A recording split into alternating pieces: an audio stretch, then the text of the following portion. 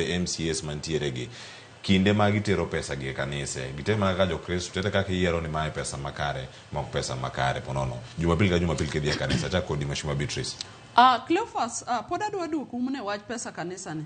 Kik wadwar keto kanise ka gima chik moro wadwa keto. Kanise gin gik ma voluntary. To waduto walemo, an awacho ni an alemo ndhiwa, to wan kaka jotelo walemo e kanise duto te. To kanise gi sama wawuoyo, waketo pachwa kanise mosea malo, mosedongore, to kanise wang'eny kanise mantie constituencies wa counties e grassroots. Gin kanise matindo, makoweni ok nyal konygi, to onge kaka gigitim.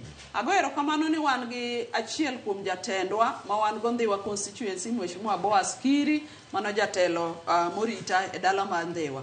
Nyocha ane ward ne e kanisa moro roho iluongo ni Nyabera. Kineno kanisa no tok mano kende. Gi kanisa duto roho mantie lejo, kanisa wa matindo tindo mantie ma jowa maleme nyaka wa support gi. To be adwa na nyiso gandawa ni e kuonde ma waae wadhi e kanisa gi kolosi. E gima samoro iluongo ni arambe. Arambe ne en spirit mano achon.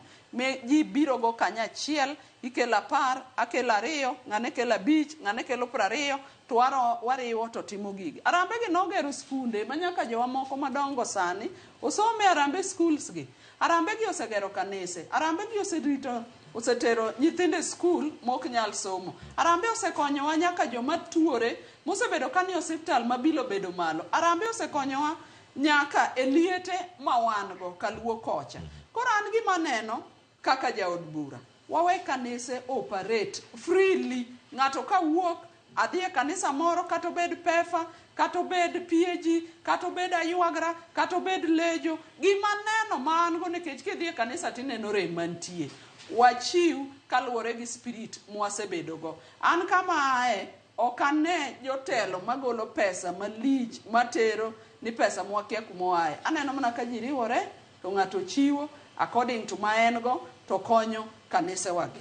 Koro an wach moro nwadwa keto ni kanise wake wawe keto ni jomoko timo richo, jomoko nyo timo richo kamoro. Koro richo ne idwa kaw mondo keth go ber ma ji